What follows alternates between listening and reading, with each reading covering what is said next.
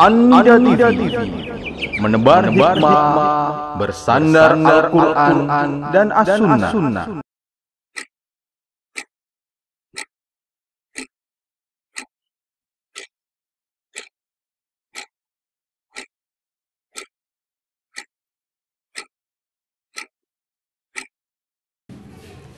Assalamualaikum warahmatullahi wabarakatuh. Innal hamdalillah nahmaduhu wa nasta'inuhu wa nastaghfiruh wa na'udzu billahi min shururi anfusina wa min sayyiati a'malina. Man yahdihillahu fala mudilla lahu wa man yudlil fala hadiya lahu. أشهد أن لا إله إلا الله وحده لا شريك له وأشهد أن محمدا عبده ورسوله. يقول الله تعالى: يا أيها الذين آمنوا اتقوا الله حق تقاته ولا تموتن إلا وأنتم مسلمون. وقال تعالى: يا أيها الذين آمنوا اتقوا الله وقولوا قولا سديدا يصلح لكم أعمالكم ويغفر لكم ذنوبكم ومن يطع الله ورسوله فقد فاز فوزا عظيما. أما بعد، فإن أصدق الحديث كتاب الله وخير الهدى هدى محمد صلى الله عليه وسلم وشر الأمور محدثاتها وكل محدثة بدعة وكل بدعة ضلالة وكل ضلالة في النار. Kaum muslimin, para hadirin jamaah pengajian Masjid Masjid Thayyibah di bawah naungan Yayasan Nidaul Fitrah Surabaya yang saya muliakan karena Allah Subhanahu wa taala. Marilah kita panjatkan syukur kita kepada Allah Subhanahu wa taala atas segala nikmat, karunia, taufik dan inayah yang telah diberikan kepada kita semua sehingga kita bisa berjumpa, mempertemukan kita di sini dalam tujuan mengkaji ayat-ayat suci Al-Quran, hadis-hadis Nabi sallallahu alaihi wasallam yang suci, dalam rangka untuk memperdalam pengetahuan kita tentang Islam, menggali kemudian setelah itu mengamalkan dan mendakwakan ilmu yang telah kita pelajari ini. Kaum muslimin, para hadirin dan hadirat yang dimuliakan oleh Allah Subhanahu wa taala, mudah-mudahan pertemuan kita ini diberkahi oleh Allah Subhanahu wa taala, mendapatkan pahala di sisinya dan ampunan darinya yang maha pengasih lagi maha penyayang, yang maha luas rahmat dan karunia-Nya. Maka sesungguhnya tidak ada seorang muslim yang seharusnya berputus asa dari rahmat Allah yang begitu luas. Kaum muslimin yang dimuliakan oleh Allah Subhanahu wa taala, pada kesempatan pagi yang berbahagia ini kami diberi amanat untuk menyampaikan isi buku, yaitu Bisakah Aku Menghafal 100 atau 1.000.000 hadis seperti Al-Imam Ahmad bin Hanbal, yang ditulis oleh saudara kita Al-Ustadz Abu Zur'ah At-Thayyibi. Mudah-mudahan amanat ini bisa kita sampaikan dengan semaksimal mungkin, dan kami berusaha untuk bisa menyampaikan tujuan atau isi dari buku ini yang dikarang oleh beliau intinya adalah untuk mengajak kita semua menjadi orang-orang yang semangat menuntut ilmu, menjadi orang-orang yang menjadi penerus tongkat estafet Nabi kita Muhammad sallallahu alaihi wasallam, para sahabat, ulama, tabi'in dan tabi'in, atba'ut tabi'in. Ini adalah merupakan tanggung jawab kita sebagai hamba Allah dan sebagai pengikut Nabi kita Muhammad sallallahu alaihi wasallam, yaitu melanjutkan warisan para nabi, yaitu membawa ilmu, menyampaikan ilmu kepada orang-orang yang berada di sekitar kita. Kaum muslimin, para hadirin hadirat yang dimuliakan oleh Allah Rabbul Izzati wal Jalal, buku ini insyaallah mudah-mudahan bukan tujuannya untuk, mohon maaf, ini bukan tujuannya memperjualbelikan buku ini di rumah Allah Subhanahu wa taala. Tapi kajian kita pada pagi hari ini adalah untuk membahas dan memotivasi kita semua bagaimana kita bisa menjadi seorang penerus daripada panji-panji Islam yang diwasiatkan oleh Rasulullah sallallahu alaihi wasallam. Namun karena apa yang kita sampaikan ini telah ditulis oleh Al-Ustadz Abu Zur'ah dalam bukunya yang mulia ini, oleh karenanya mudah-mudahan kita bisa memiliki buku ini dan selanjutnya kita bisa memahami dan mengamalkan isi dari buku ini. Sungguh buku ini tanpa berlebihan sekalipun kita mewasiatkan bahwa buku ini sangat sistematis, sangat mudah bahasanya, dan sangat bagus untuk bagi pemula yang belajar, ingin memperdalam Islam, ingin memperdalam pengetahuannya tentang ilmu Islam. Maka tidak rugi bagi seseorang untuk bisa memiliki buku ini, mempelajari Islam berdasarkan tahapan-tahapan yang mayoritas dari isi yang beliau sampaikan ini sudah dijelaskan oleh para ulama, namun masih berbentuk bahasa Arab. Oleh karenanya buku yang beliau tulis ini menjadi sederhana dan menjadi mudah bagi kita yang lisannya lisan Indonesia, yang bisa memahami tahapan-tahapan menuntut ilmu. Bagaimana tips menuntut ilmu telah beliau sebutkan di dalamnya, di dalam buku yang berharga ini. Maka sebenarnya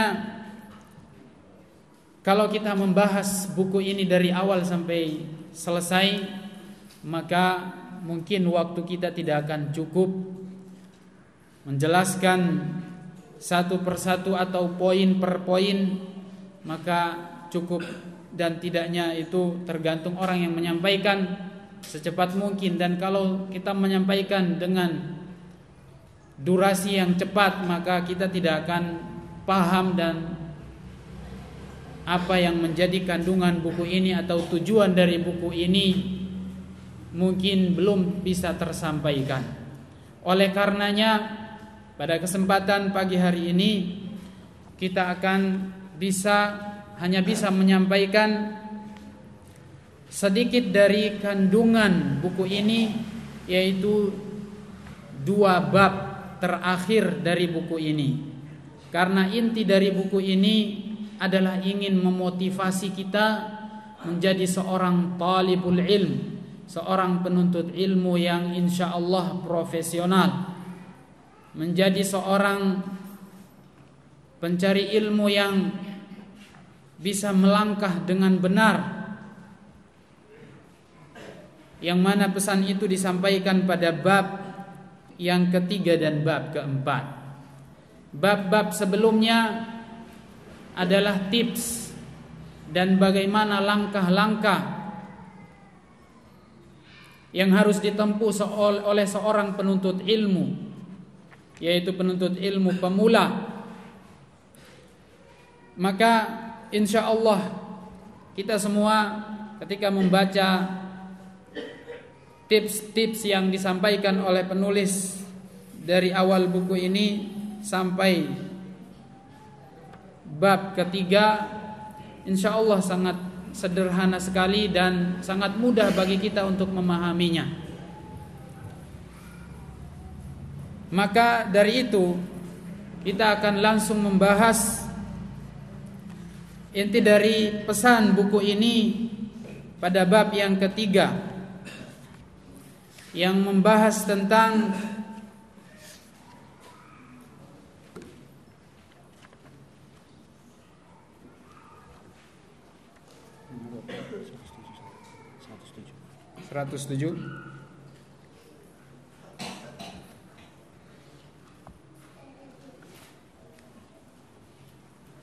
yaitu jangan lupakan tujuan utama. Jangan lupakan tujuan utama dari bab yang ketiga. Beliau Masya Allah memberikan langkah-langkah yang sangat sistematis, sangat mudah dipahami. Beliau menyampaikan bahwa seorang talibul ilm, seorang penuntut ilmu harus memiliki bekal, fondasi yang harus dimiliki oleh seorang penuntut ilmu agama adalah ikhlas karena Allah Subhanahu wa ta'ala.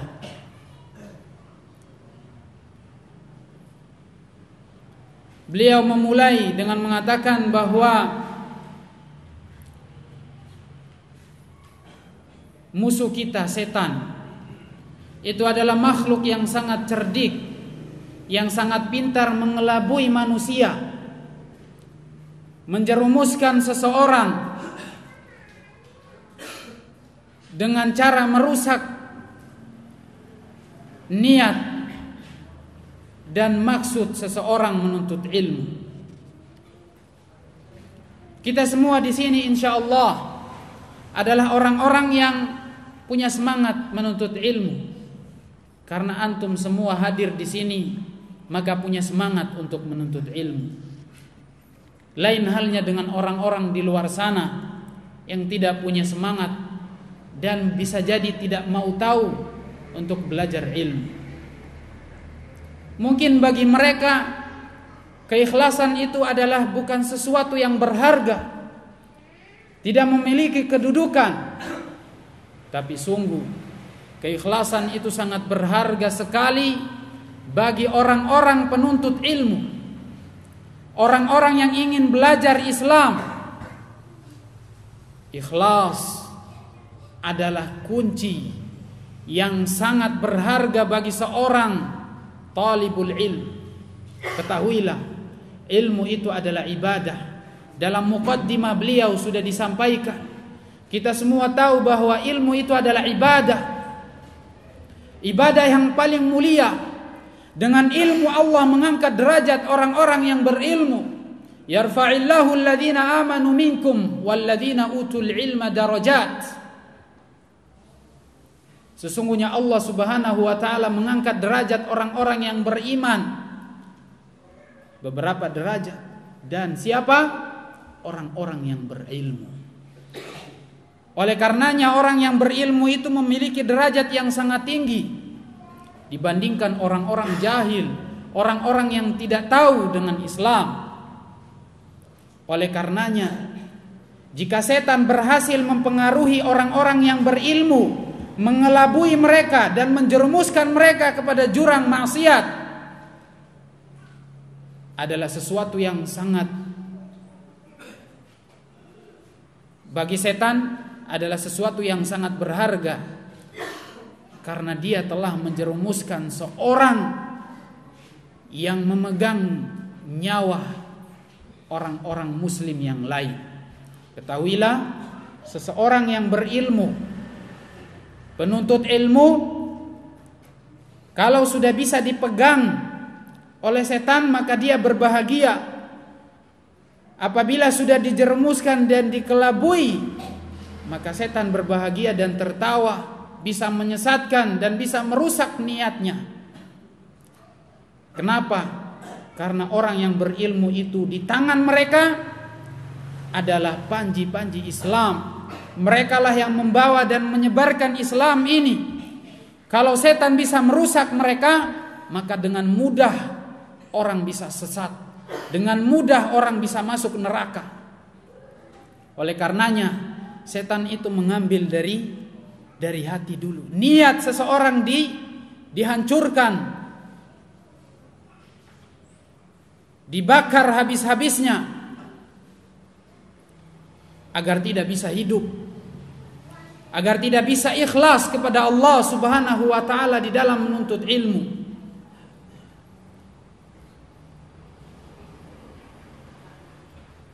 Ilmu sekali lagi adalah ibadah yang sangat mulia. Wa ma umiru illa liya'budullaha mukhlishina lahuddin.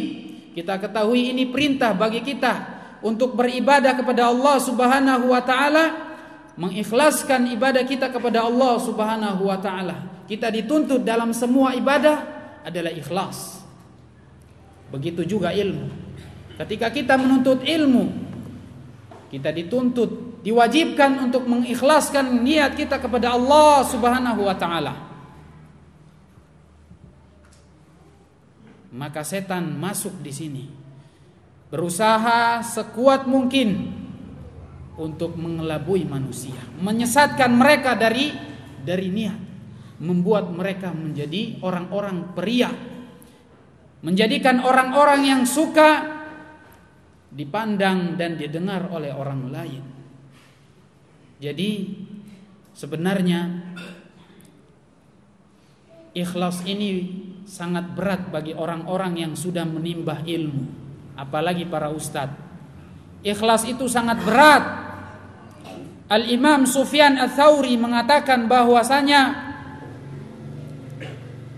beliau mengatakan bahwa tidak ada yang paling berat untuk diobati dan diperbaiki bagi dirinya sendiri kecuali apa?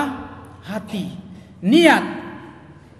Karena niat ini terkadang bisa belok, bisa mengarah kepada hal-hal yang haram, yang tidak ikhlas kepada Allah Subhanahu wa taala. Maka sungguh sangat agung kedudukan niat ini. Ikhlas itu sangat diutamakan bagi seorang penuntut ilmu. Seorang ulama, di sini beliau penulis membawakan perkataan Muhammad Al-Hanafiyah, kullu ma la yubtagha bihi wajhullahi yadmahal. Segala sesuatu yang tidak dituntut dan tidak dicari, ya, segala sesuatu yang apabila dituntut untuk selain Allah Subhanahu wa taala, dicari untuk diarahkan kepada selain Allah Subhanahu wa taala, tujuannya duniawi, tujuannya untuk popularitas, tujuannya untuk menjadi seorang yang terkenal, tujuannya untuk dipuji, dan tujuan-tujuan yang lainnya, yaitu intinya bukan karena Allah Subhanahu wa taala, maka akan lenyap. Ilmu itu akan lenyap.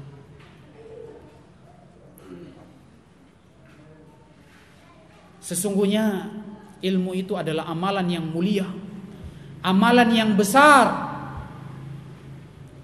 Tetapi ingat sekali lagi sebuah catatan yang disampaikan oleh seorang Imam Abdullah ibnul Mubarak. Beliau mengatakan, rubba amalin saghir tukabbiruhu niyah.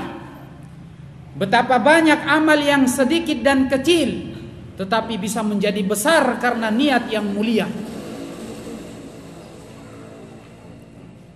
Wa rubba amalin kabir tukabbiruhu an-niyah. Wa rubba amalin shaghir tukabbiruhu an-niyah. Dan betapa banyak amal, tadi kita mengatakan bahwa rubba amalin shaghir tukabbiruhu an-niyah wa rubba amalin kabir tusaghiruhu an-niyah. Betapa banyak amal yang sedikit atau amal yang banyak, betapa banyak amal yang banyak yang menjadi kecil gara-gara niat. Dan sebaliknya, betapa banyak amal yang kecil menjadi besar gara-gara niat.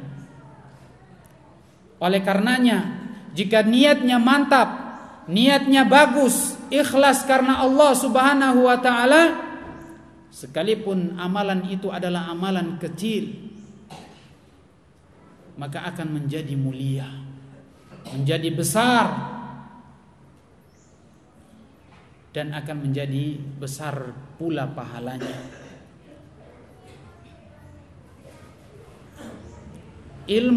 Menuntut ilmu agama ini amalan yang besar.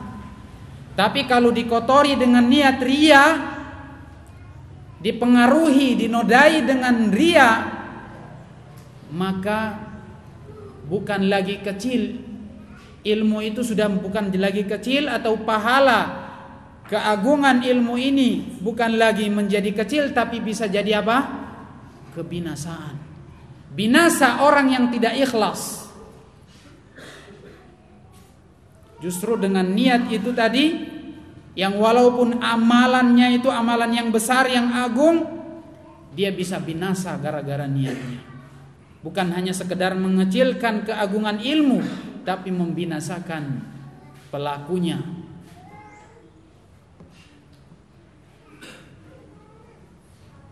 Kenapa dia binasa? Karena diancam masuk neraka, ya ikhwan. Dihukum, dimasukkan ke dalam neraka. Di mana beliau membawakan sabda Nabi sallallahu alaihi wasallam, "Man ta'allama ilman mimma yubtagha bihi wajhullah azza wa jal, la yata'allamuhu illa liyusiba bihi 'aradan minad dunya, lam yajid 'arafal jannah yaumal qiyamah."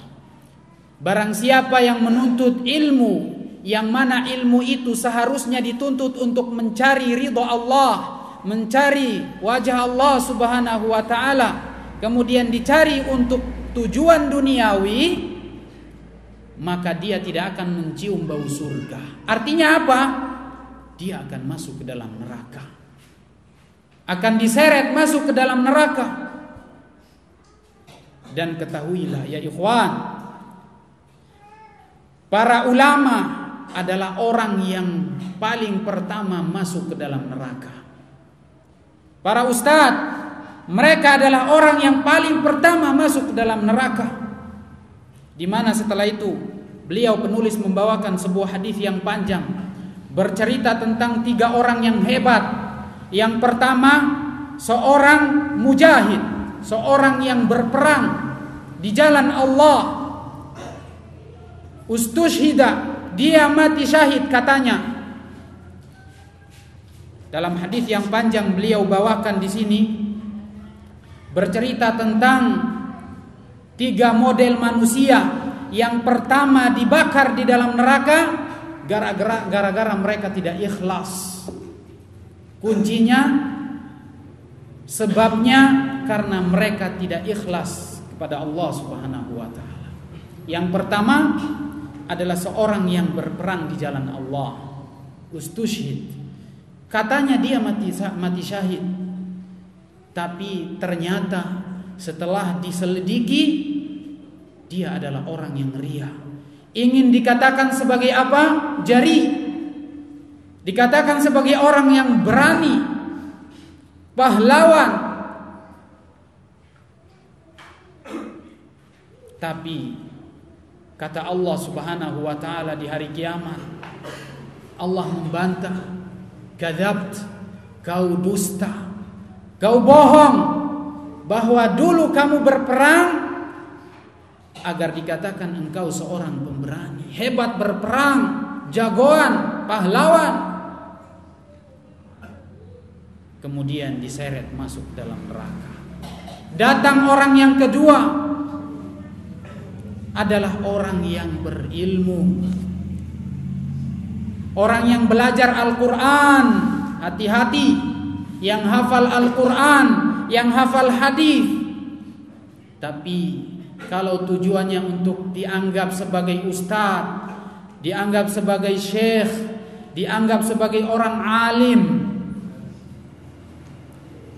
agar ingin ditokohkan, agar mendapatkan posisi di mata manusia, menjadi seorang terhormat, maka sekali lagi orang-orang seperti ini akan diusir, dijauhkan oleh Allah Subhanahu wa ta'ala dari surga dan akan diseret masuk ke dalam neraka. Kemudian selanjutnya orang yang ketiga, yaitu orang yang kaya, orang yang punya banyak uang. Dia berinfak, bersedekah, tapi dengan tujuan untuk dikatakan sebagai orang yang dermawan. Kalau bersedekah, tidak mau bersedekah kalau tidak ditulis namanya. Saya mau ditulis nama saya. Kalau tidak ditulis, tidak akan bersedekah. Allahu Akbar. Mana keikhlasan kita? Para ulama dahulu ya ikhwan, mereka berinfak, bersembunyi agar tidak diketahui oleh orang lain. Bahkan orang dekatnya pun tidak tahu apa yang dilakukan. Lihat seorang ulama Zainul Abidin, Ali ibn Husain ibnu Ali, cucunya Ali bin Abi Thalib, seorang alim, zahid, abid, seorang yang ahli ibadah, berilmu, orang yang punya karismatik, terhormat, nasabnya mulia. Tapi Masya Allah, dia adalah orang yang tidak ingin dipuji, tidak ingin dilihat kalau hartanya disedekahkan kepada saudara-saudara dan tetangga-tetangganya. Bayangkan, selama hidupnya, selama harta yang dia miliki itu ia infakkan di jalan Allah Subhanahu wa ta'ala ya ikhwan, tapi dia tidak ingin pujian dari manusia. Ternyata dia diketahui baru setelah dia meninggal ya ikhwan. Setelah dia meninggal baru tahu bahwa ternyata yang selama ini membagi-bagi makanan ke rumah-rumah masyarakat adalah fulan, yaitu Ali ibn Husain ibn Ali Zainul Abidin. Orang yang ikhlas seperti ini, inilah di mana kita ya ikhwah, di mana kita dari orang-orang seperti ini. Tidak perlu kita butuh pujian orang lain ya ikhwah, cukup Allah Subhanahu wa ta'ala yang tahu dengan amalan kita. Tidak butuh dengan pujian orang. Tidak mengharapkan agar nama saya ditulis besar-besar. Ya Allah, kita meminta kepada Allah keikhlasan. Sesungguhnya hati itu milik Allah, yuqallibuha kaifa yasha. Allah membolak-balik hati ini dengan sesuka hatinya. Maka mintalah tolong kepada Allah, ya muqallibal qulub, tsabbit qalbi ala dinik. Ya Allah yang membolak-balik hati ini, kokohkan hati ini di dalam ketaatan, iman kepadamu, percaya kepadamu sepenuhnya. Ini doa yang sering diucapkan oleh Rasulullah sallallahu alaihi wasallam untuk menjaga hati ini, untuk senantiasa ikhlas karena Allah Subhanahu wa taala, mencari ridha Allah Subhanahu wa ta'ala di dalam segala sisi ibadah, baik menuntut ilmu, baik berinfak, baik berjihad, baik berbuat baik kepada saudara kita, bersikap santun kepada saudara kita, memberikan senyum kepada saudara kita. Kemudian kita menolong orang-orang yang terzalimi. Jadikan hati kita benar-benar ikhlas karena Allah Subhanahu wa ta'ala. Ulama-ulama dahulu adalah orang-orang yang hatinya bersih ya ikhwan. hatinya putih. Mereka tidak ingin dipuji ya ikhwan. Tapi kita sekarang manusia-manusia yang selalu ingin mendapatkan nama agar dia dipuji. Imam Asy-Syafi'i, beliau berharap kalau seandainya dia tidak tahu dengan pujian-pujian orang kepadanya itu lebih baik,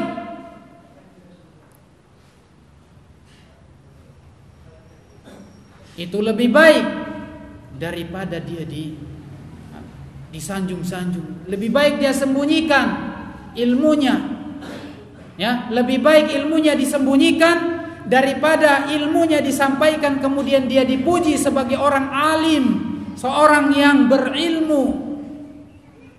Allahu Akbar. Mudah-mudahan Allah memperbaiki hati kita semua untuk menjadi orang-orang yang ibadur rahman, menjadi hamba-hamba Allah Subhanahu wa ta'ala yang hatinya bersih. Kita memohon kepada Allah untuk menjadikan kita orang-orang yang ikhlas kepada Allah Subhanahu wa ta'ala, tidak mengharapkan pujian dari manusia. Sesungguhnya seperti yang tadi dikatakan Muhammad Ibnul Hanafiyah, segala sesuatu yang dituntut dicari bukan karena Allah akan hilang. Hilang apanya ya ikhwan? Keberkahan. Keberkahannya akan hilang ya ikhwan. Kebaikan itu akan hilang. Ilmu itu adalah sesuatu yang suci, yang bersih. Kalau ditaruh di sebuah wadah yang kotor, hati ini adalah wadah bagi ilmu yang kita cari. Kalau ilmu yang suci ini kita ambil, kemudian kita taruh di dalam wadah yang kotor, yang ternodai dengan ria dan macam-macamnya, maka dari mana kita mengharapkan keberkahan ilmu yang kita cari? Dari mana ya ikhwah? Mungkin orang akan mengatakan, alhamdulillah, walaupun saya ria, saya maksiat, tapi ilmu saya masih ada. Ya ikhwan, bukan itu yang dicari. Yang dicari adalah keberkahan dari sisi Allah Subhanahu wa ta'ala. Bisa jadi orang hafal alafil uluf, ribuan hadis Al-Quran, bisa jadi dia hafal. Pelaku maksiat dia hafal, tapi keberkahan ilmu itu tidak ada ya ikhwah. Allah cabut keberkahan itu darinya. Jadi yang dimaksud dengan segala sesuatu yang dicari bukan karena Allah akan lenyap, itu adalah keberkahan ilmunya. Maka sekali lagi, orang-orang yang hebat tadi, 3 orang yang hebat tadi itu semua yang disebutkan itu adalah orang-orang hebat. Tapi ternyata orang yang paling pertama masuk neraka dalam riwayat yang lain, salasatuhum awwalu man tusa'aru bihimun nar, kata Rasulullah. 3 orang itu yang hebat tadi adalah manusia pertama yang diseret masuk ke dalam neraka. Jadi hati-hati ya ikhwan. Bukan berarti kita tidak boleh menuntut ilmu. Bukan berarti kita terhalang untuk menuntut ilmu. Tidak ya ikhwan. Kalaupun kita tidak menuntut ilmu, dalam segala ibadah kita itu wajib ikhlas. Lantas dari mana kita mau ibadah tanpa ilmu ya ikhwan? Maka oleh sebab itu ilmu itu wajib. Talabul ilm faridatun ala kulli muslim. Nuntut ilmu itu adalah wajib bagi setiap muslim. Kalau kita mau jadi seorang muslim yang baik, adalah seorang muslim yang taat beribadah kepada Allah. Dan dari mana kita bisa beribadah dengan baik kepada Allah tanpa ilmu? Dilandaskan ilmu kepada Allah Subhanahu wa ta'ala. Dan ilmu itu tidak akan menjadi baik dan berkah tanpa ikhlas ya ikhwah. Keikhlasan kita mana? Orang-orang ulama dahulu mereka ikhlas belajar ilmu. mengamalkan ilmu ikhlas karena Allah Subhanahu wa taala. Maka sekali lagi, dalam masalah ikhlas ini adalah masalah yang sangat urgen, sangat mendasar. Orang bisa menjadi berhasil, bukan berhasil ingin dipandang orang, bukan, tapi berhasil dunia akhirat di mata Allah Subhanahu wa taala. Lebih baik kita terkenal di mata Allah dan para malaikatnya daripada kita terkenal di mata manusia yang tidak ada apa-apanya.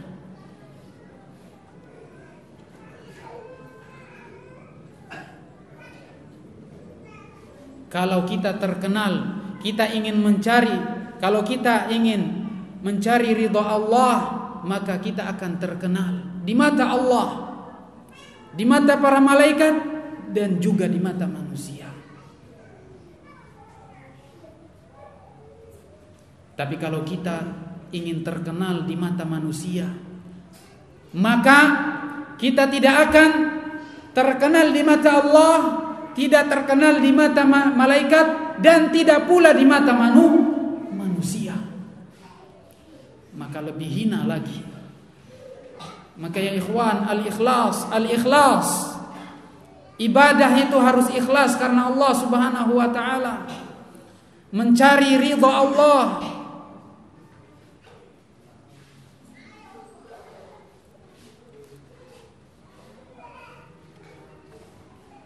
Sekali lagi, orang-orang hebat tadi adalah orang yang sangat merugi.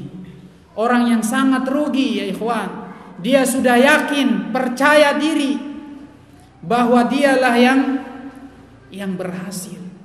Dialah yang akan selamat.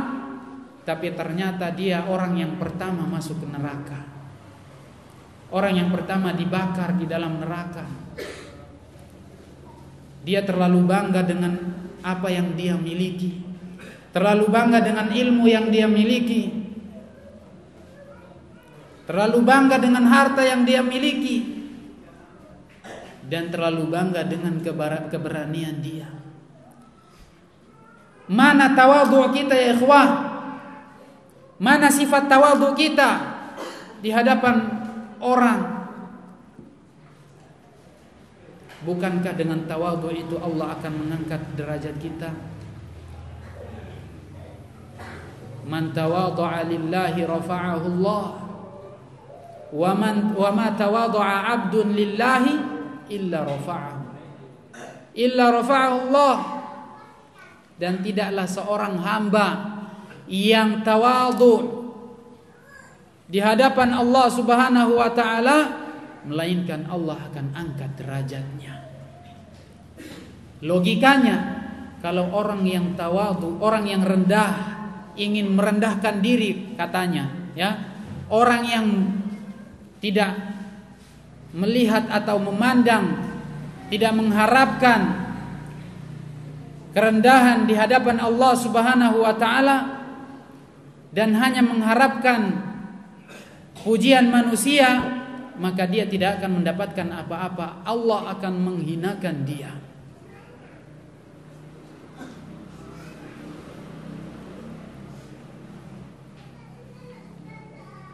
Oleh karenanya dituntut kita menjadi hati kita menjadi orang-orang yang hati yang bersih. Dengan hati yang bersih, mudah bagi kita untuk menyerap ilmu, mengamalkan ilmu, untuk mendakwakan ilmu ini.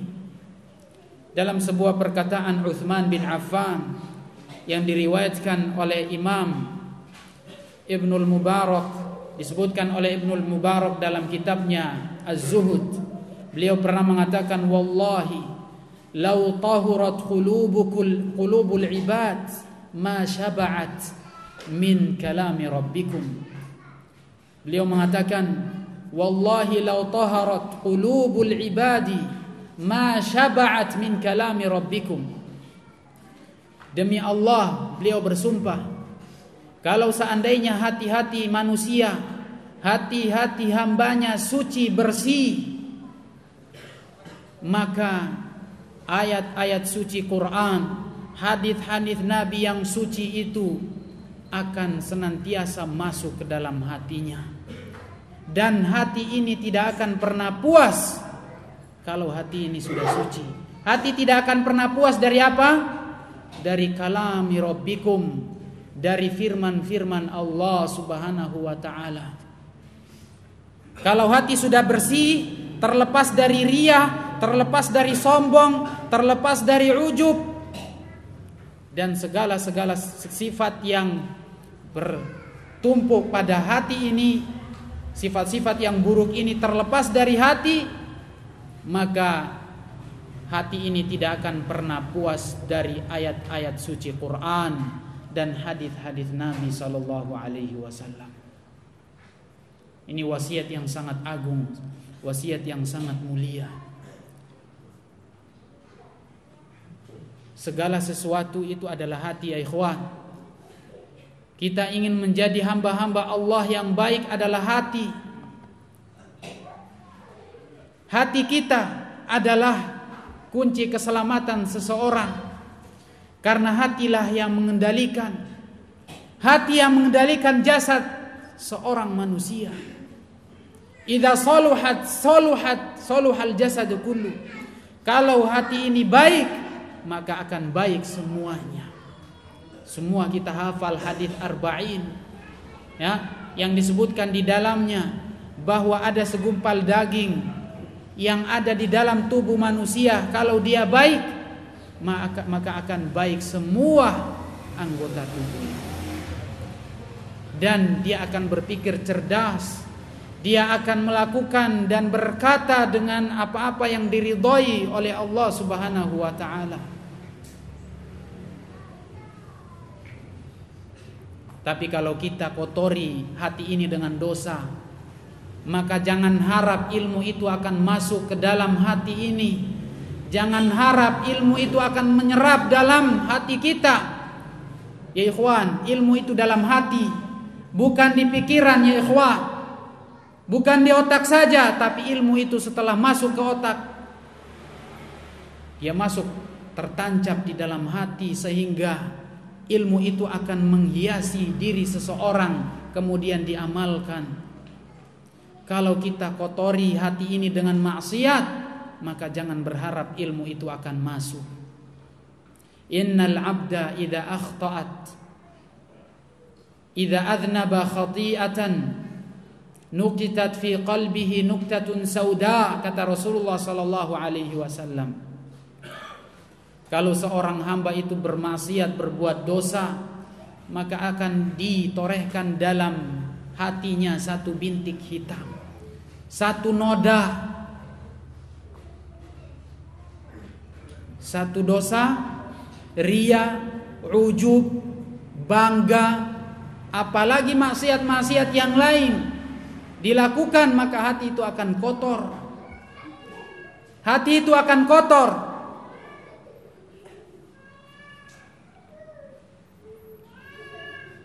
Tapi wa in huwa naza'a wastaghfara suqilat. Tapi kalau diobati hati itu dengan istighfar, dia meninggalkan dosa-dosa tadi, menjauhkan diri dari riya, maka dia akan selamat. Hatinya akan bersih. Noda hitam tadi itu akan dihilangkan, dihapus. Wa in huwa zada zida fiha hatta ta'lu qalbah. Tapi kalau dia sebaliknya, kalau ditambah dosa terus menerus dalam maksiat, riya terus, sombong terus, ujub terus, bangga, meremehkan orang lain, menghina orang lain, buat maksiat yang lain, maka dosa bintik-bintik hitam itu akan terus ditorehkan ke dalam hatinya, sehingga hatinya menjadi hitam kelam. Kalau hati sudah hitam kelam, total hitam, maka dari mana dia akan menerima nasihat? Dari mana dia akan meresapi ilmu dari Al-Quran dan hadis-hadis Nabi? Ya ikhwan, kalau kita mendengarkan sebuah nasihat, kita membaca sebuah nasihat, kemudian hati kita ini tidak terarah dan tidak terbawa, tidak terpengaruh, tidak tersentuh, Maka perhatikan dan lihat, renungkan hati kita ini. Jangan-jangan karena sudah banyak dosa yang kita lakukan sehingga hati ini tidak menerima ilmu, nasihat, bimbingan. Para ulama dahulu kalau menuntut ilmu benar-benar diperhatikan, didengarkan dengan telinga dan mata melotot kepada orang-orang yang menyampaikan ilmu. Abdullah ibnu Abbas pernah mengatakan, inna kunna idza sami'na rajulan yaqulu qala Rasulullah asghayna ilaihi abi ibtadarathu absaruna wa asghayna ilaihi bi adhanina. Kata Abdullah ibnu Abbas, dulu kami kalau mendengar seseorang mengatakan qala Rasulullah, kata Nabi SAW atau Nabi bersabda, maka mereka akan melotot, memperhatikan apa yang akan disampaikan. Wa asghayna ilaihi bi adhanina, dan kami benar-benar menyimak dengan sebaik mungkin. Falamma, tapi beliau melanjutkan, falamma waqa'atil fitnah atau falamma raqiban nasu as-sa'ba wadh-dhalul la na'khudhu minhum illa ma na'rif. Tapi karena sudah banyak pelanggaran, sudah banyak khilaf, perselisihan, sudah banyak dosa, sudah banyak manusia yang melanggar sunnah-sunnah Nabi sallallahu alaihi wasallam, sehingga apa? La na'khudhu minhum illa ma na'rif. La na'khudhu minan nas illa ma na'rif. Kami tidak mengambil kecuali dari orang-orang yang kami pilih saja, dari orang-orang yang kami kenal saja. Di sini salah satu faedah juga ya ikhwan, mengambil ilmu dari orang-orang yang kita kenal keilmuannya, yang kita tahu latar belakang keilmuannya. Jangan diambil dari sembarangan orang. Mungkin boleh kita mendengar dari orang-orang liberal, orang-orang sekuler, orang-orang ngaur, orang-orang sesat, tapi hanya sekedar pengetahuan. Tapi kalau menimba ilmu sebagai taksil, membentengi ilmu kita, jangan dari orang-orang semisal ini. Tapi perhatikanlah dari orang-orang yang kita kenal keilmuan mereka, latar belakang mereka, sehingga benar-benar terbentuk keilmuan kita menjadi terarah, dan insyaallah ta'ala tidak termasuk orang-orang yang salah jalan. Oleh karenanya ikhwan, ketika hati ini kita kembali, hati ini ikhlas, hati ini bersih dari dosa, ya, tidak berbuat maksiat, akan menjadi bersih putih, ya. Caranya dengan kembali bertaubat, meninggalkan riya, meninggalkan dosa-dosa tadi. Jangan hiraukan pujian manusia ya ikhwan. Kita hanya mengharapkan ridha Allah Jalla wa'ala, satu-satunya, bukan ridha manusia.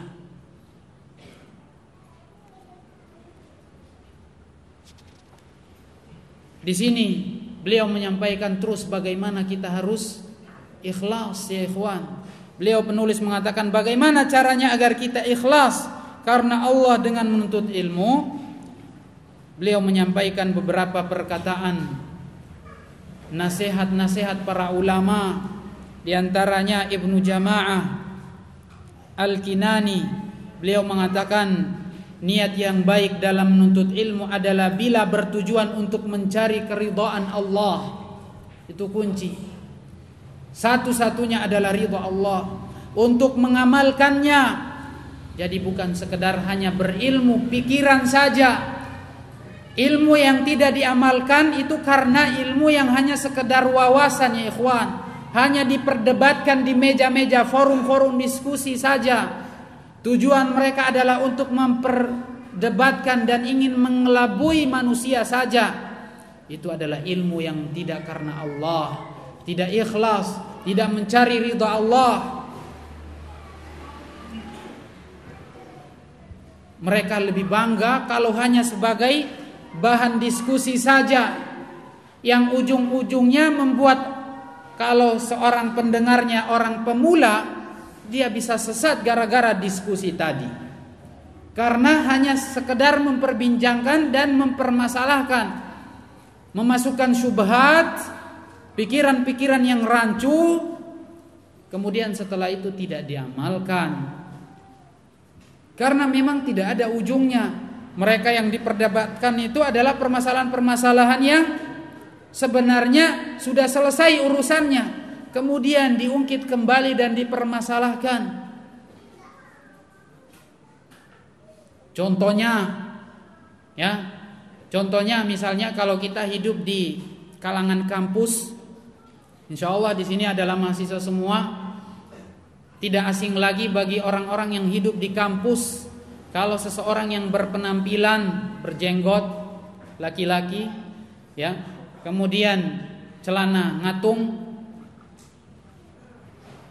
mereka akan berdiskusi tentang bahwa jenggot itu adalah simbol teroris, simbol Islam garis keras, ya, radikal, macam-macam, dengan syubhat-syubhat yang mereka lontarkan, sehingga orang mendengar sebagai pemula menjadi ragu dengan sunnah Nabi Sallallahu Alaihi Wasallam.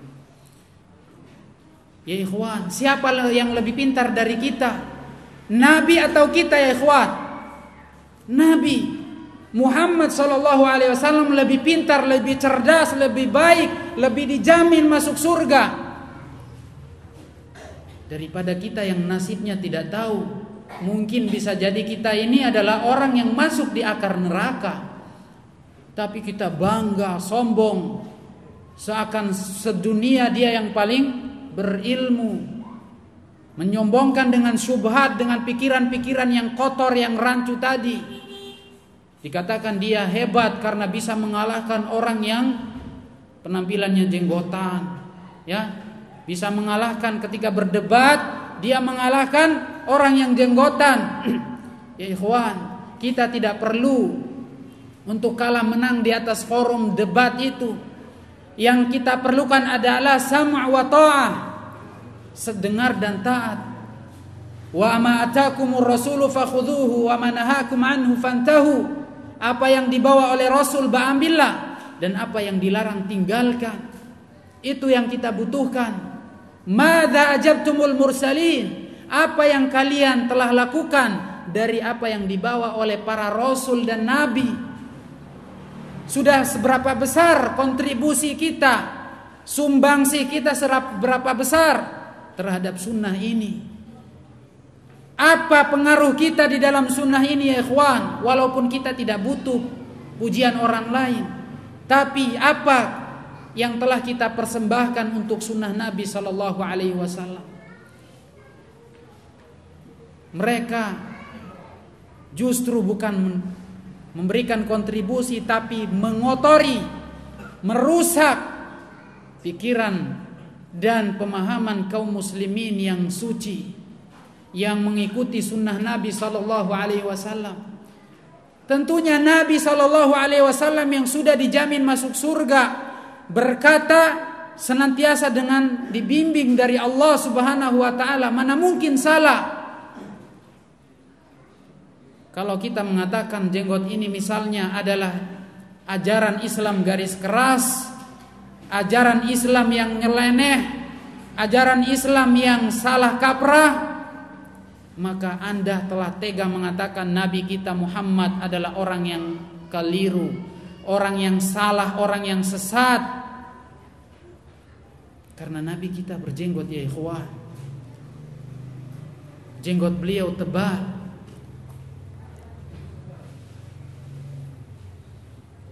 Dan kalau kita ingin tahu sunnah Nabi, pelajari hadis-hadis Nabi, hafal hadis-hadis Nabi, kemudian pahami dan amalkan hadis-hadis Nabi. Jangan hanya sekedar lewat hadis Nabi, sudah membaca hadis Nabi itu berjenggot, tapi malah dilanggar, tidak dilakukan, malah dibantah habis-habisan. Na'udzubillahi min dzalik. Kita berlindung pada Allah dari sikap dan pandangan seperti ini. Kemudian nanti setelah itu dia mengatakan saya bermimpi Nabi, melihat Nabi Di dalam mimpi saya bahwa Nabi itu wajahnya putih bersih, jenggotnya tidak ada. Allahu Akbar. Ini orang yang tidak tahu dengan sunnah, orang yang tidak tahu dengan ciri-ciri fisik Nabi SAW. Sok-sok mengatakan saya mimpi melihat Nabi SAW yang wajahnya putih bersih, ya, kemudian tinggi sekali misalnya, kurus misalnya, kemudian wajahnya tidak ada jenggotnya. Ini keliru. Mana hadisnya? Nabi itu fisiknya seperti ini. Pelajari hadis Nabi. Oleh karenanya orang yang mengatakan mimpi bertemu Nabi harus dilihat mimpinya seperti apa. Harus disesuaikan antara mimpi dengan hadis Nabi sallallahu alaihi wasallam. Oleh karenanya suatu ketika ada seorang laki-laki datang kepada sahabat Abdullah bin Abbas, mengatakan, "Wahai Abdullah bin Abbas, saya mimpi melihat Nabi sallallahu alaihi wasallam." Maka beliau Abdullah bin Abbas ingin membuktikan, apa yang kau lihat di dalam mimpimu. Kemudian beliau menceritakan, beliau mengatakan begini dan begitu, mensifati sifat-sifat Nabi sallallahu alaihi wasallam. Setelah itu Abdullah bin Abbas mengatakan, "Demi Allah, jika seandainya engkau melihat, ya, dengan mata, yaitu melihat Nabi sallallahu alaihi wasallam dalam alam nyata, kamu tidak akan sanggup menyebutkan ciri-ciri Nabi sallallahu alaihi wasallam yang begitu indah dan sempurna." Artinya mimpi beliau itu belum mewakili apa? Sifat-sifat Nabi dan ciri-ciri fisik Nabi yang dilihat di dalam mimpinya. Ini artinya kita ambil faedah di sini bahwa kita harus menyesuaikan mimpi, ya, dengan hadis. Kalau memang benar-benar mimpi itu sesuai dengan hadis Nabi, maka insya Allah kita yakin itu adalah mimpi yang benar-benar melihat Nabi. Karena memang Nabi SAW mengatakan, "Man ra'ani fil manam faqad ra'ani fa inna syaitan la yatamatsalu bi." Hadis riwayat Tirmidzi. Barang siapa yang melihat aku di dalam mimpinya, maka dia benar-benar melihatku. Kenapa? Karena setan itu tidak bisa menyerupai Nabi sallallahu alaihi wasallam. Setan itu tidak bisa menyerupai Nabi. Tapi kalau sudah bermimpi, ya ikhwan, kalau kita bermimpi Nabi, jangan melihat Nabi, ya, bukan bermimpi jadi Nabi, tapi bermimpi melihat Nabi sallallahu alaihi wasallam, jangan bangga dulu, ya. Oh, masya Allah, saya sudah lihat Nabi di dalam mimpi saya, seakan-akan saya yang paling utama, ya, karena saya melihat Nabi di dalam mimpi. Kemudian Nabi mengajarkan sebuah doa kalimat yang saya ucapkan di dalam ibadah saya. Ya ikhwan, iya, kita boleh merasa senang dengan keadaan setelah kita melihat Nabi di dalam mimpi kita. Tapi jangan sampai kita tertipu gara-gara mimpi itu menjadikan kita lupa, ya, bahwa mimpi itu bukan satu-satunya patokan di dalam beribadah. Kalau kita bermimpi melihat Nabi, di dalam mimpi itu Nabi mengajarkan kepada kita sebuah kalimat atau doa untuk kita ucapkan, atau sebuah ibadah yang untuk kita lakukan, maka lihat dulu, ya ikhwan, lihat dulu amalan atau doa yang diajarkan oleh Nabi mungkin di dalam mimpi itu, dilihat apakah sudah ada di dalam hadis-hadis Nabi atau tidak. Kalau sudah ada di dalam hadis-hadis Nabi, maka tanpa butuh mimpi yang tadi pun sudah cukup dengan hadis Nabi dalam alam nyata, ya. Jadi dalil yang dipakai untuk, ya, yang dari mimpi tadi itu bukan patokan kalau memang sudah ada di dalam hadis yang ada di dunia nyata.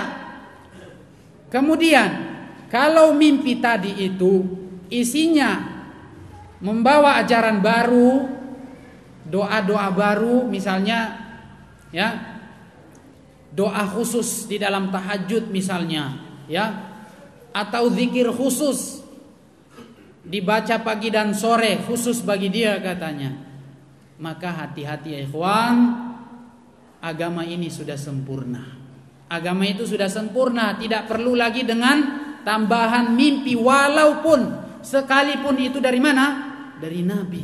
Karena sudah jelas ayat Quran, al-yauma akmaltu lakum dinakum wa atmamtu alaikum ni'mati wa raditu lakumul islam madina. Hari ini telah aku sempurnakan agama kalian, ya, dan aku cukupkan nikmat ini dan aku ridho Islam itu sebagai agama kalian. Sudah cukup. Pada saat itu Islam sudah disempurnakan, tidak ada ditambah melalui mimpi atau doktrin-doktrin orang-orang sesat misalnya, tidak perlu, karena Islam sudah sempurna. Atau mungkin mengurang-ngurangi Islam, maka itu tidak perlu. Cukup, walaupun sekalipun mimpi itu didapat dari Nabi sallallahu alaihi wasallam. Kemudian satu catatan lagi, kita harus melihat orang yang bermimpi ini, dilihat dulu nih amalannya seperti apa, ya ikhwan. Ya, amalan kesehariannya seperti apa. Mungkin saja dia itu orang ahli bid'ah, ya. Dia ibadahnya itu masya Allah menggunakan ilmu hitam bisa jadi, ya. Karena memang ada yang ibadahnya pakai bantuan ilmu hitam, pakai raja misalnya, orang yang masya Allah hebat bisa bahasa Arab tanpa belajar, pakai raja, jin, bisa baca kitab, paham kitab, tapi setelah diruqyah, ini nyata ya, saya cerita ini nyata. Setelah diruqyah dan sembuh, hilang semua itu tadi, bahasa Arabnya hilang, kitab yang dia pernah pelajari itu nggak paham sama sekali karena kitabnya bahasa Arab. Ternyata selama ini yang bermain di dalam dirinya adalah apa? Jin. Ada ya sekarang ini tokoh besar, pemimpin ya di Indonesia, sebuah organisasi besar di Indonesia. Ini cerita dari seseorang yang pernah masuk dalam organisasi ini atau kelompok ini. Dia mengatakan bahwa pemimpinnya itu, pemimpin besarnya adalah seorang dukun. Bisa berbicara tentang hadis, tapi wallahu alam dia dapat dari hadis dari mana? Bisa bahasa Arab, tapi nggak belajar bahasa Arab.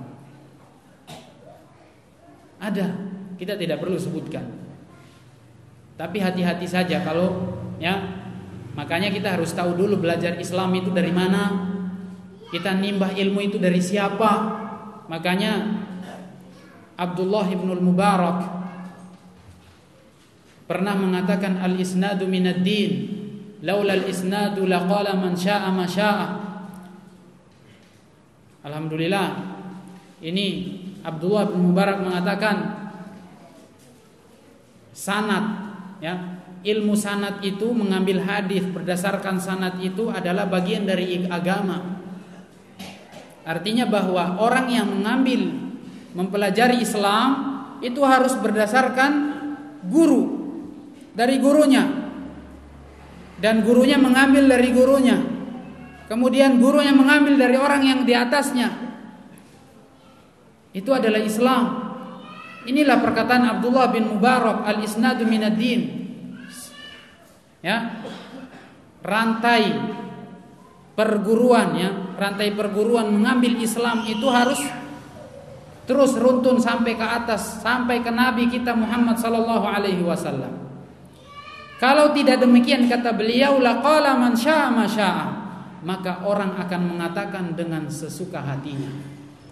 Dia akan membawa Islam, mengatasnamakan Islam, padahal ajarannya sesat. Maka hati-hati, kita harus melihat siapa yang kita nimbah ilmunya. Kita lihat latar belakang keilmuannya, belajarnya dari siapa, pernah belajar enggak nih. Jangan-jangan langsung muncul sudah jadi kiai, sudah bisa bahasa Arab, ceramah mana-mana, padahal kita belum tahu dari mana biografi dia belajar bahasa Arab.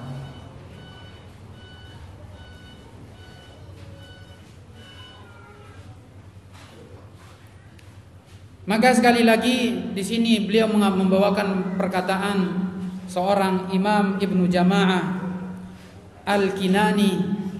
Beliau mengatakan bahwa mencari ilmu itu harus ada ridha Allah, kemudian mengamalkannya untuk menghidupkan syariat. Ya, tujuannya untuk menghidupkan syariat, bukan karena tujuan ingin mendapatkan posisi, ya, kedudukan, pangkat. Sebagian kita, saudara-saudara kita, menyebarkan dakwah tapi ingin mencari apa? Masa. Bukan untuk syariat, untuk menegakkan Islam ini, tapi hanya untuk mencari apa? Masa, pengikutnya saja, agar nanti bisa dipilih menjadi seorang penguasa, presiden, pemimpin. Ini bukan tujuan karena Allah. Dari mana kita akan mendapatkan keberkahan ilmu kalau tujuan kita kotor seperti ini? Sesungguhnya ilmu itu amanat dari Allah. Ilmu itu amanat dari Allah, yang Allah akan berikan kepada orang-orang yang benar-benar membawanya untuk keridhaan Allah Subhanahu wa ta'ala.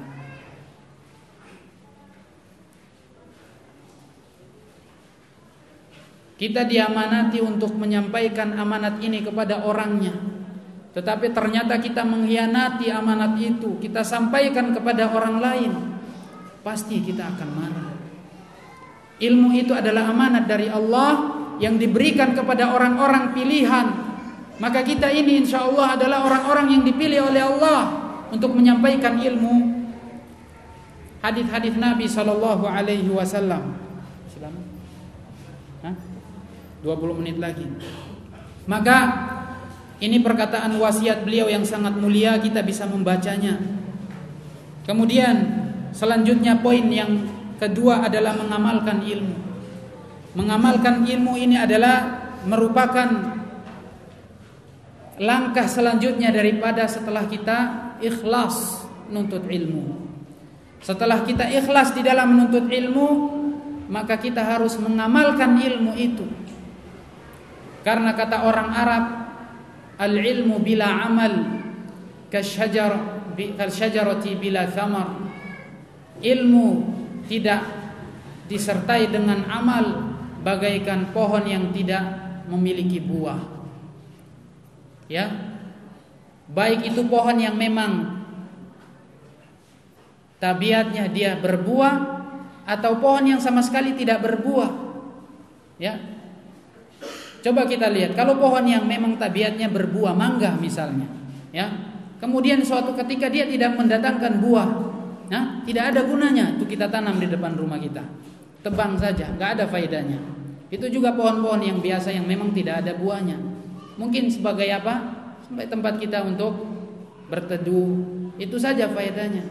Tapi tujuan dari pohon itu adalah apa? Memberikan faedah kepada orang lain dari sisi yang memang dibutuhkan, yang benar-benar inti. Karena itu tadi, ilmu itu harus ditaruh pada tempatnya, yaitu diamalkan. Kata seorang, yaitu Mu'adz bin Jabal, pernah mengatakan radhiyallahu taala anhu, ta'allamul ilma fa inna ta'allumahu lillahi khasyah wa talabuhu ibadah wa mudarasatuhu tasbih wal bahthu anhu jihad wa ta'limuhu liman la ya'lam sadaqah. Menuntutlah ilmu, karena menuntut ilmu akan mendatangkan takut kita kepada Allah Subhanahu wa ta'ala. Benar ya ikhwan, orang yang menuntut ilmu akan meningkatkan takutnya kepada Allah. Innama yakhsyallaha min ibadihil ulama. Sungguh hanya orang-orang yang menuntut ilmu, orang-orang yang berilmu saja yang akan mendapatkan rasa takut kepada Allah Subhanahu wa ta'ala. Kemudian wa talabuhu ibadah, menuntut ilmu saja itu sudah ibadah ya ikhwan. Menuntut ilmu itu sudah ibadah.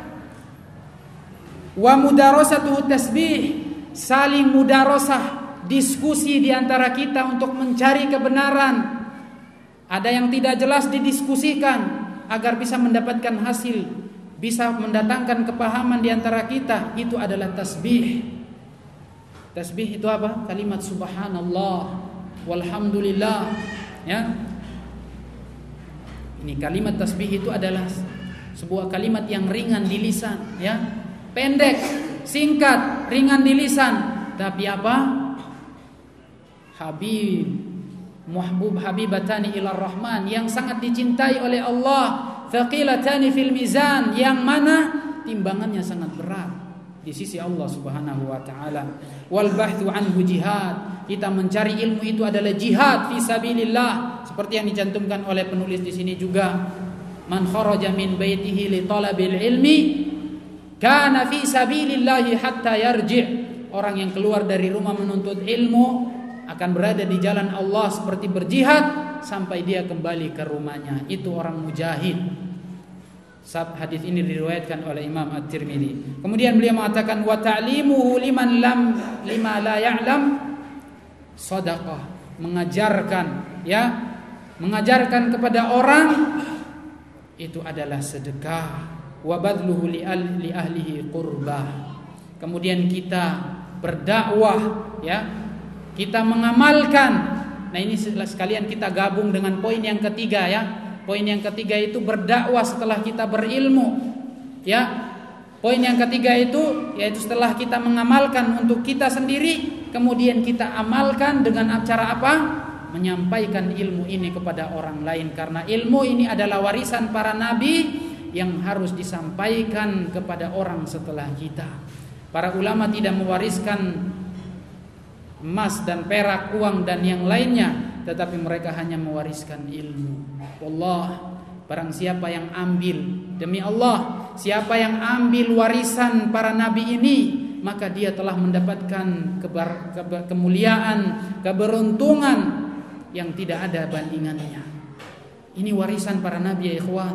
Kalau kita mendapatkan warisan orang-orang kaya, ya itu adalah mungkin hanya akan mulia. Kita akan merasa senang karena kita mendapatkan kekayaan dari orang kaya, ya. Dan kekayaan itu akan hilang sejenak, akan hilang sesaat. Kita akan meninggalkan ilmu itu, kita akan meninggalkan harta itu. Tetapi kalau yang kita dapat adalah ilmu yang merupakan warisan para nabi, maka kita tidak akan pernah menyesal selamanya. Kita akan mendapatkan keberuntungan dunia dan akhirat. Di dunia dan akhirat.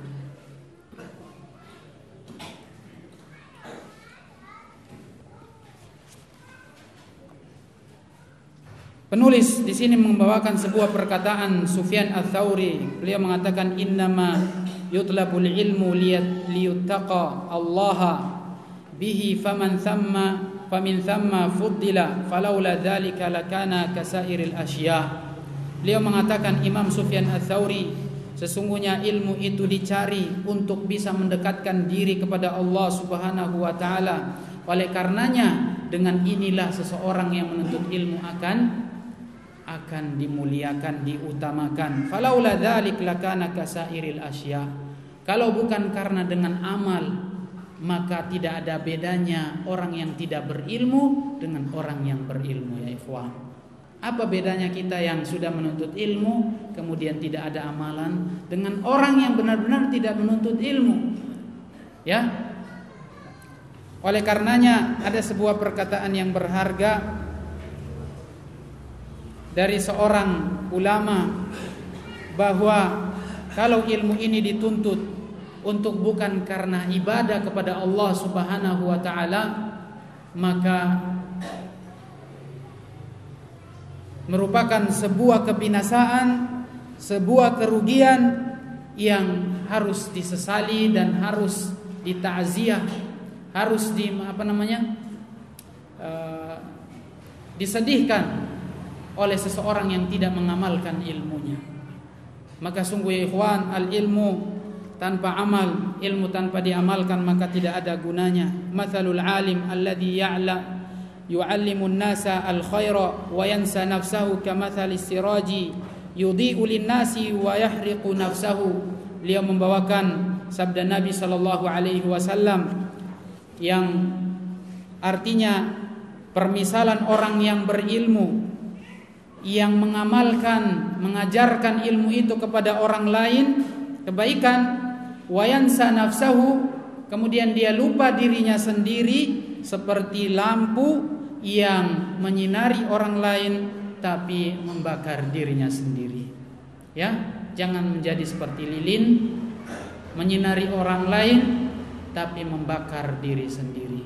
Ya, sederhananya seperti itu. Permisalan yang disampaikan oleh Nabi SAW, maka ilmu harus diamalkan, disampaikan kepada orang yang ada di sekitar kita.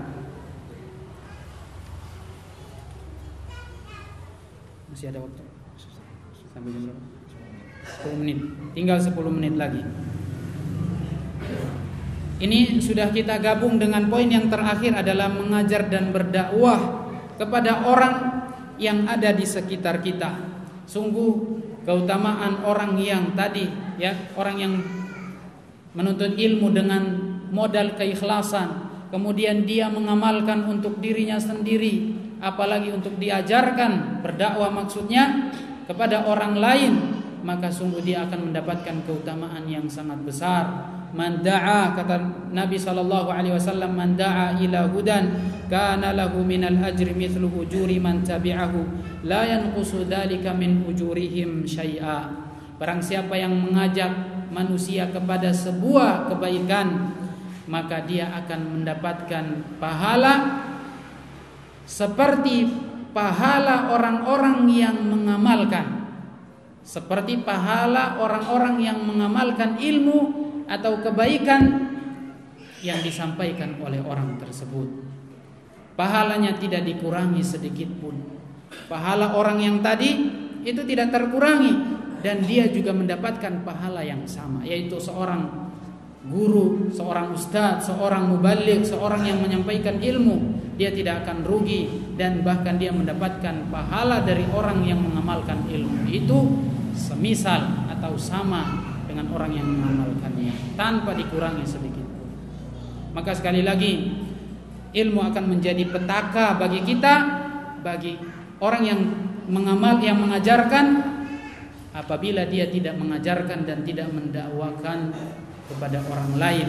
Dan apabila ilmu itu diajarkan kepada orang lain, didakwakan kepada orang lain, sementara dia lupa terhadap dirinya sendiri, maka dia seperti membakar dirinya sendiri, menjatuhkan dirinya ke dalam kebinasaan. Atamuruna an-nasa bil birri wa tansawna anfusakum wa antum tatluna al-kitab afala ta'qilun. Apakah kalian menyuruh manusia untuk berbuat baik sementara kalian tidak baik? Ya, kalian sendiri yang melanggar. Anda yang menyampaikan begini, fulan lakukan ini, fulan tinggalkan ini, tapi kita sendiri yang tidak melakukan ini dan justru melanggar yang ini.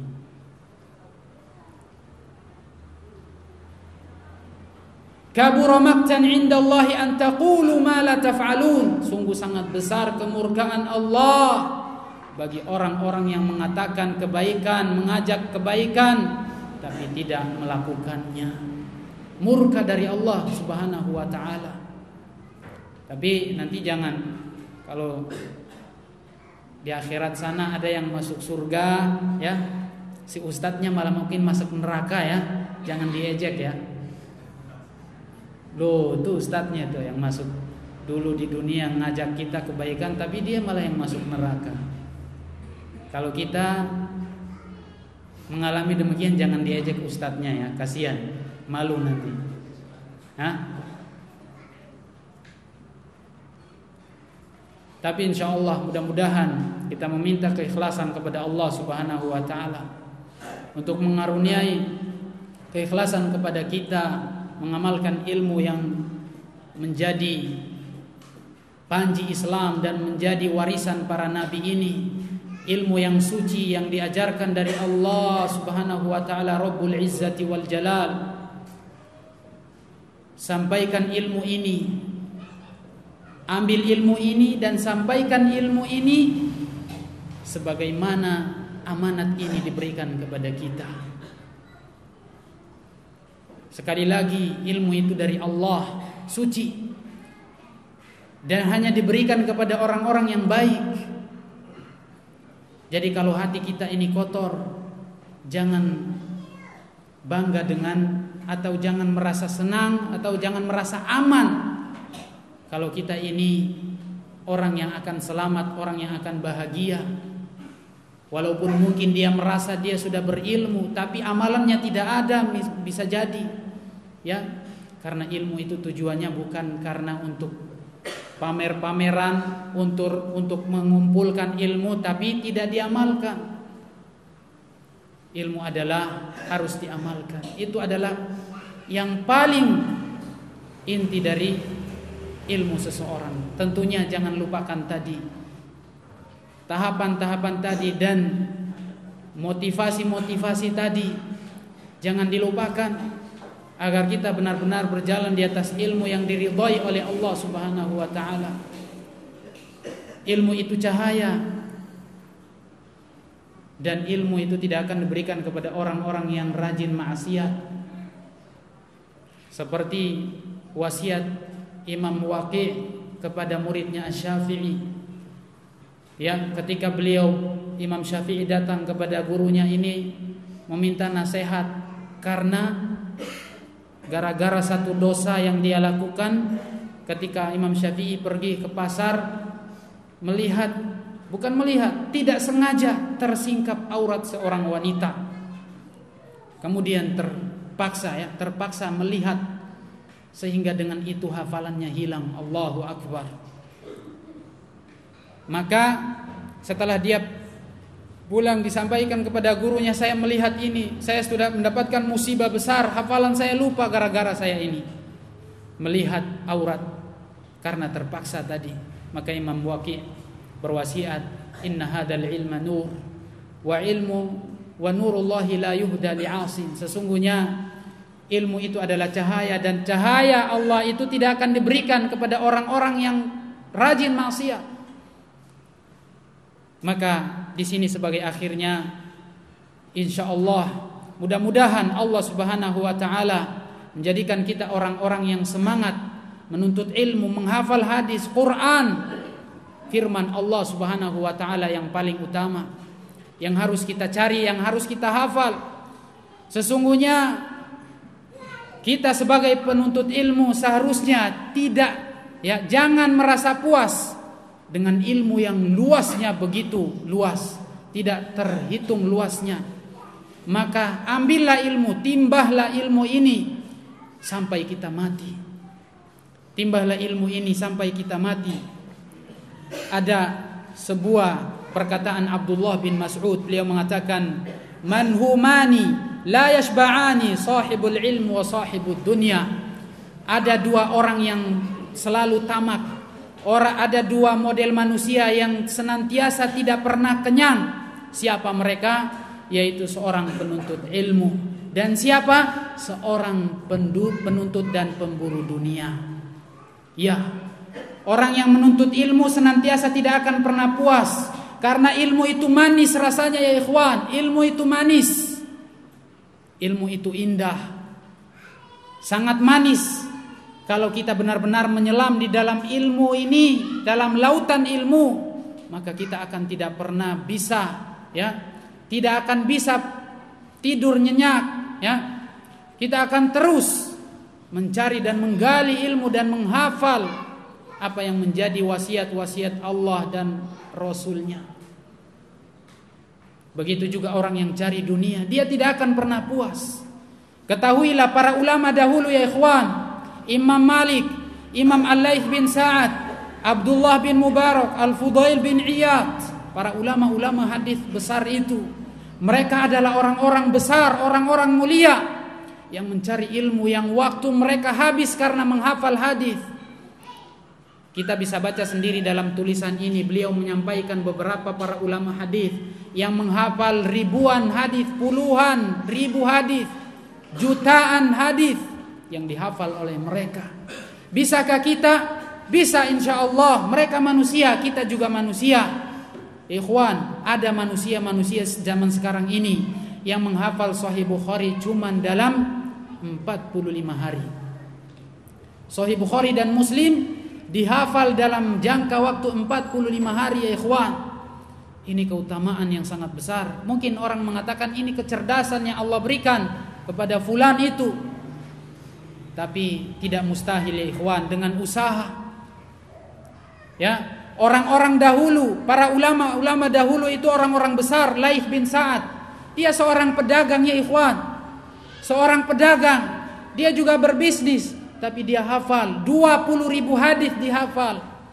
Abdullah bin Mubarak juga seorang pebisnis, tapi juga hafal hadis yang sangat banyak.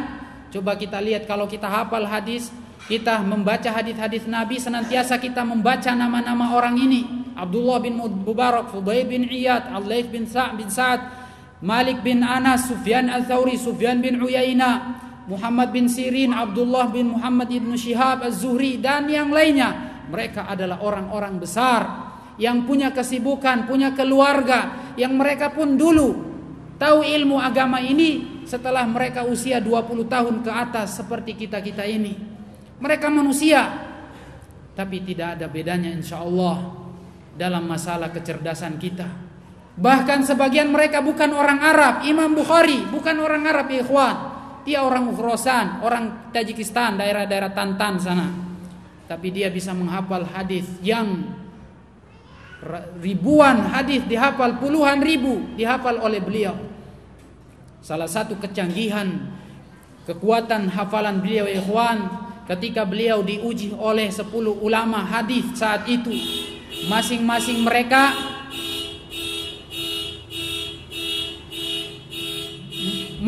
mereka ya ikhwan menghafal 10 hadis. Masing-masing mereka menghafal 10 hadis. 10 kali 10 berapa? 100. 10 kali 10 100. 10 hadis ini, masing-masing hadis diacak oleh masing-masing orang. Masing-masing imam mengacak sanad hadis ini ditaruh di matan hadis ini, matan hadis ini ditaruh di sanad hadis ini.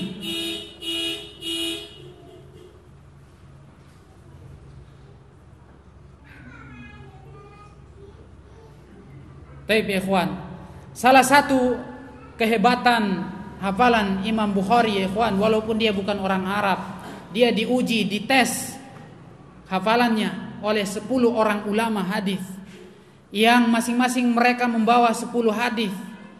Semua hadis ini diacak sana sini. Sanad hadis ini ditaruh di matan ini ditaruh di sana. Masing-masing mengacak sanad hadis dan matannya, dan bahkan orang ini, sanad hadis ini yang disampaikan oleh si A ditaruh di matan hadis yang disampaikan oleh orang si B tadi yang lain. Tapi kecanggihan dan kehebatan Imam Bukhari ikhwan, beliau ketika ditanya, dia mengatakan, saya tidak tahu hadis ini, saya tidak tahu. Satu orang sampai selesai 10 hadis, saya tidak tahu. Satu orang lagi yang kedua, saya tidak tahu, saya tidak tahu. Sampai 10 orang habis, semuanya jawabannya tidak tahu, tidak tahu. Tapi bukan ini ya ikhwan, bukan itu yang dinilai. Dia tidak tahu karena memang hadis itu tidak sesuai dengan apa yang dia dengar.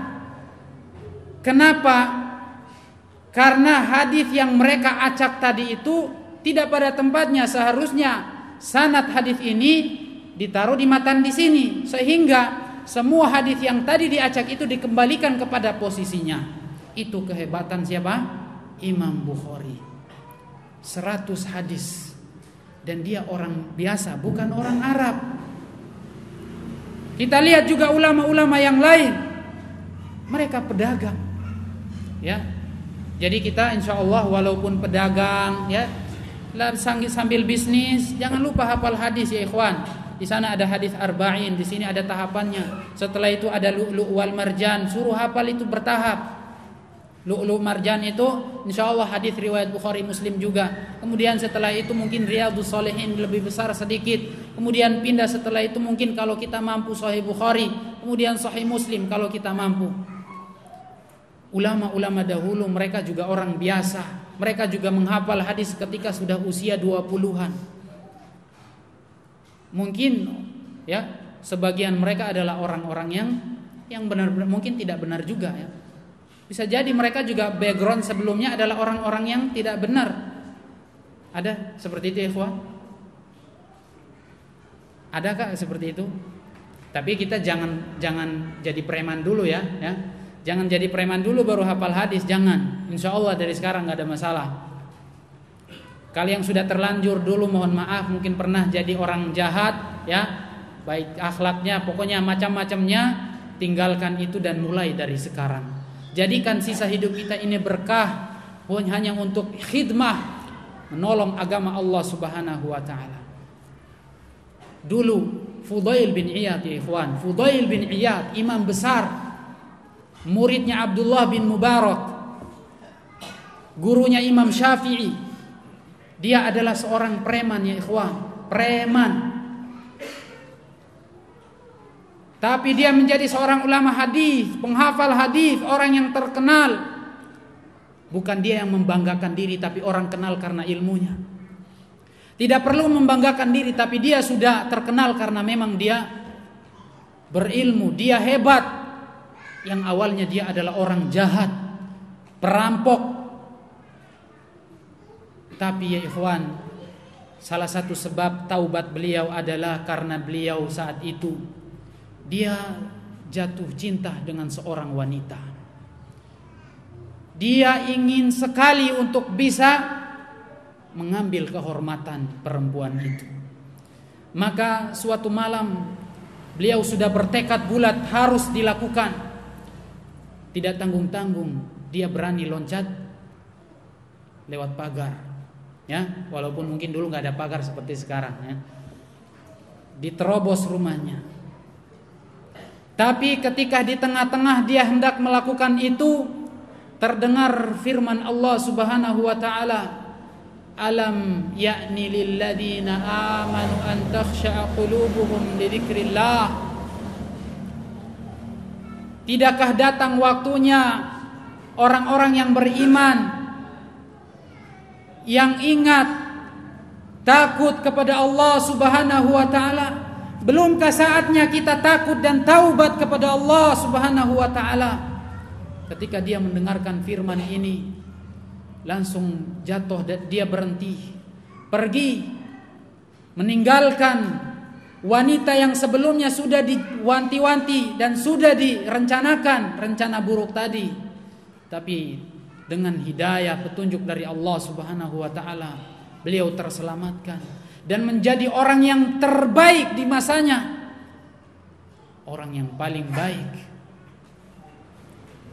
penghafal hadis, orang yang paling rajin ibadah.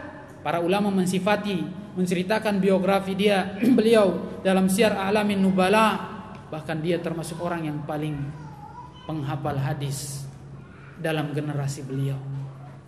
Allahu Akbar. Mudah-mudahan apa yang singkat ini menjadi tambahan ilmu bagi kita, ya ikhwan. Sekali lagi ada satu wasiat. Saya tutup dengan sebuah wasiat Nabi SAW di akhir pertemuan kita. Sabda Nabi SAW, beliau mengatakan, man kanatid dunya. Ini juga sebagai perwakilan dari bab yang terakhir, yaitu bab yang keempat, antara ahli hadis dan ahli dunia. Perbandingan antara ahli hadis dan ahli dunia, perbandingan antara tujuan agama dengan tujuan dunia. Saya bawakan sebuah sabda Nabi SAW yang diriwayatkan oleh Ahmad bin Hanbal dan Ibnu Majah.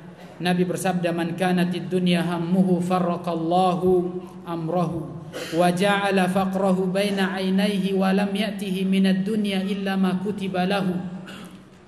Barang siapa yang apabila dunianya adalah target utamanya, maka Allah akan mencerai-beraikan urusan dunianya itu. Dan Allah akan menjadikan kefakiran di matanya, tidak akan pernah puas dengan dunia yang dia cari. Walam ya'tihi minad dunya illa ma kutiba lahu. Dan dunia tidak akan pernah sampai kepada dia, walaupun sudah ditargetkan, tapi dunia itu tidak akan pernah sampai kepada dia kecuali hanya dengan apa yang telah sudah ditetapkan di Lauhil Mahfuz. Ketika manusia pertama ditiupkan ruh itu, cukuplah itu jatah dunianya, sudah itu tidak lain. Kemudian beliau mengatakan, wa man kanatil akhiratu niyyatuhu ja'ala Allahu lahu amruh wa ja'ala ghinahu fi qalbihi wa atathu dunya wa hiya raghimah. Dan barang siapa yang apabila akhirat adalah tujuan niat utama murni karena akhirat, maka Allah Subhanahu wa taala akan membuka baginya dunia, akan meluaskan urusan dunia, dunia akan datang kepadanya, dan Allah akan menjadikan dia kaya dalam hatinya. Oleh karenanya kaya itu dalam hati, bukan di mata ya ikhwan, dalam hati. Kalau hati sudah kaya, semuanya tidak akan berharga ya ikhwan. Mobil mewah, rumah mewah tidak akan berharga di mata Allah bagi orang yang benar-benar ikhlas. Dan kata beliau, wa atadhu dunya wa hiya raghimah. Dunia akan datang kepada dia sementara dia cuek, tidak butuh sebenarnya dengan dunia. Dia santai, tapi dunia yang datang. Barang siapa yang menanam padi, ada pepatahnya seperti apa? Kalau kita menanam padi akan tumbuh rumput. Tapi kalau kita menanam rumput tidak akan pernah tumbuh padi. Artinya biarlah itu, ya, dunia itu akan datang. Jadi kita cari itu adalah padi saja ya. Yang kita cari adalah akhirat saja, dunia itu belakangan. Seperti wasiat Ali bin Abi Thalib, beliau pernah mengatakan, aqbalatid dunya irtahalatil akhirat muqbilah wa aqbalatid dunya mudbiratan. Beliau mengatakan akhirat itu pergi meninggalkan kita, sementara dunia datang menuju kepada kita. Wa kullu minhuma banun. Masing-masing dunia dan akhirat dan dunia punya anak buahnya, punya penghuninya, punya peminatnya. Wa kunu ibadul akhirah wa kunu mada min abna'id al-akhirah wa la takunu min abna'id dunya. Tapi jadilah orang-orang pengikut-pengekor akhirat dan jangan menjadi pengekor dunia.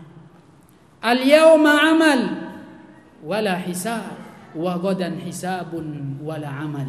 Allahu akbar. Sekarang kita beramal untuk menuju akhirat yang tadi pergi meninggalkan kita. Tidak ada hisab saat ini, belum ada hisab, kita belum dihitung. Dan besok di akhirat ya ikhwan, besok di akhirat adalah apa? Hisab. Akan dihitung kita seberapa besar ilmu yang sudah kita dapatkan dan seberapa besar ilmu yang kita amalkan, kita dakwakan kepada orang, dan tidak ada amal lagi saat itu. Ini cukup, mudah-mudahan ini adalah perwakilan apa yang menjadi perbedaan antara dunia dan akhirat, antara dunia dengan menuntut ilmu hadis. Jadikan menuntut ilmu hadis ini adalah tujuan kita, jalan kita untuk menjadi orang-orang hebat. Boleh kita menjadi orang kaya, tapi tidak menghalangi kita untuk menjadi orang baik, menjadi orang dermawan, orang yang santun kepada orang-orang yang butuh. Imam Laits bin Sa'ad ya ikhwan, Laits bin Sa'ad, teman Imam Malik. Mereka ini, dua ini adalah temanan. Laits bin Sa'ad adalah seorang ulama hadis, pedagang, tapi dia juga orang yang dermawan. Walaupun dia kaya dengan hartanya yang berlipat ganda, tidak pernah datang kepadanya kewajiban untuk mengeluarkan zakat. Kenapa? Karena Imam Laits bin Sa'ad dengan hartanya yang banyak itu, beliau setiap datang harta kepadanya setiap harinya, dia harus berinfak 100.000 dinar. Allahu Akbar. Setiap orang dibagi-bagi 1.000 dinar, 1.000 dinar, 1.000 dinar. Siapa yang butuh? Disampaikan. Oleh karenanya, sekalipun dia kaya dengan harta berlimpah, tapi tidak pernah sedikit pun zakat datang kepada, kewajiban zakat datang kepadanya. Karena harta tadi tidak sampai haul, tidak sampai setahun bertahan, karena tiap harinya harus dikeluarkan. Itu Imam Laits bin Sa'ad ya ikhwan, dermawan, dan dia ulama, hafal hadis. Mudah-mudahan kita menjadi orang-orang yang mulia seperti mereka, menjadi orang-orang yang mengikuti jalan mereka, agar kita bisa berkumpul bersama mereka di surga nanti, surga Firdaus, Jannatul A'la wa Aula, surga yang paling tengah dan paling tinggi. Mudah-mudahan Allah memberkahi kandungan kita dan menjadikan orang-orang yang dibimbing oleh Allah Subhanahu wa taala untuk mengamalkan apa yang menjadi yang telah kita pelajari bersama.